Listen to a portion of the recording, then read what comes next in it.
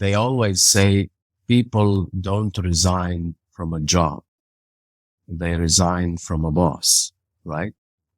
So they like the job, okay? They think, oh, I want to be a faculty member. I want to be a professor of pharmacology or the like. So they like the job and they accept it and they start working. Now, if the system they are working in or the person they are reporting to is encouraging them or facilitating their mission, then they will stay and be happy. If otherwise, then they may be forced to leave and find another place. So I would say in every place I worked, of course, we all have bosses. We have people that we report to, etc.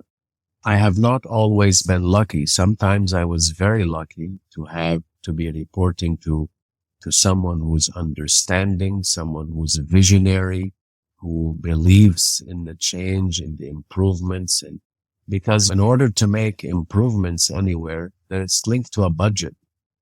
So if you're asking for money, people up in the hierarchy, they don't like that. They want you to say, I will do this, I will do that. But if you start asking or requesting funds, then it becomes difficult.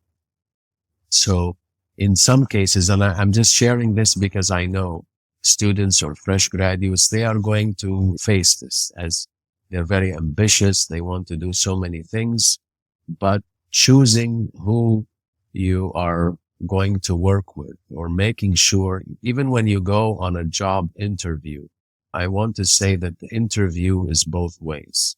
They are interviewing you to see if you are a good candidate and if you are the right fit for the job.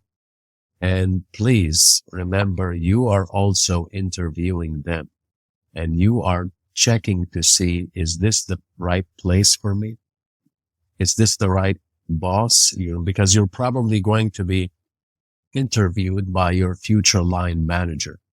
And usually at the end of the interview, they will ask you a question like, do you have any question for us? Right? I'm sure this has happened with many, and it always happens. I always ask that question as well.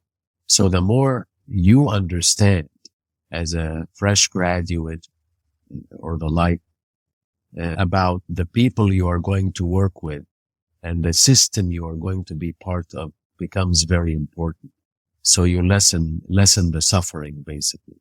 So mainly the challenges were challenges from the system, not really the system, from the line manager, basically. And again, there's a lot of confidentiality here, so I cannot speak in more details about exactly what happens. But again, I have to tell you something and tell this to the students or graduates. Sometimes being exceptional is a problem. So I'm sure there's so many exceptional pharmacy graduates and pharmacists out there. Sometimes when we're young, we think, okay, if I show them that I'm a genius, then they will hire me. Actually, it could be. If you're going to work for me, of course I will hire you. But if for some other managers, it's a threat. Okay. So we have to remember that you could be a threat.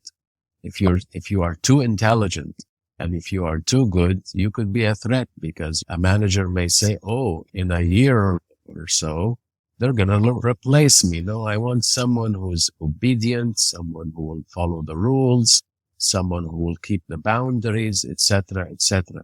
And this is why I always say, choose the person you're going to work with. Make sure that person is going to help you grow, give you an opportunity to learn and to grow, rather than to try to halt your progress because of a feeling of threat. And I have to say, this is going to happen, okay? Because managers out there are so many different types of them. And it's not very common when you see someone who's interested in your well-being, in your professional development, in your growth, etc.